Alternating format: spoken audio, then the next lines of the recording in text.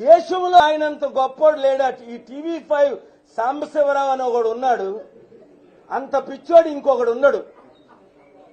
ఆయన ఏం మాట్లాడతాడో తెలీదు. ఎన్టీ రామారావు గారి కంటే 3 రెట్లు 4 రెట్లు ఎక్కువ జనం వచ్చారట.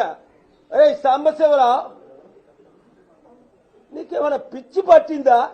ఎన్టీ రామారావు గారితో లోకేష్ను పోల్చుతావా? కనీసం ఆ పోల్చేదేదో ఎన్టీ రామారావు గారితో జూనియర్ ఎన్టీఆర్ను పోల్చు.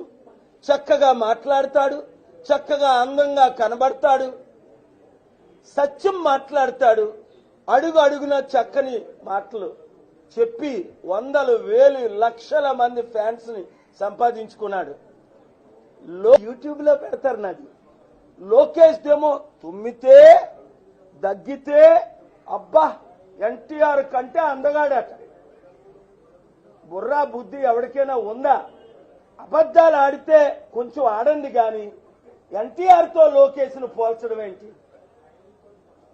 అది అంతకంటే పాపమా? వాళ్ళ నాన్నే కదా ఎన్టీఆర్ ని చంపేసింది. ఎవరు చంపారు ఎన్టీఆర్ ని? చంద్రబాబు నాయుడు తప్ప.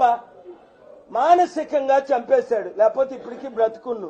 అలాంటిది ఎన్టీఆర్ మీద ప్రేమన్న ఏ ఒక్కరు కూడా చంద్రబాబు నాయుడికి లోకేష్ కి ఓటేయరు.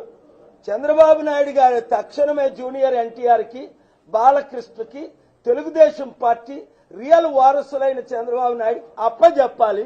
లేదంటే ప్రజలు అర్థం చేసుకోండి, ప్రతి నిరుద్యోగులు నియోజకవర్గంలో 20-30 వేల మంది యూత్ ఉన్నారు. రండి, మీరు మీటింగ్ పెట్టండి.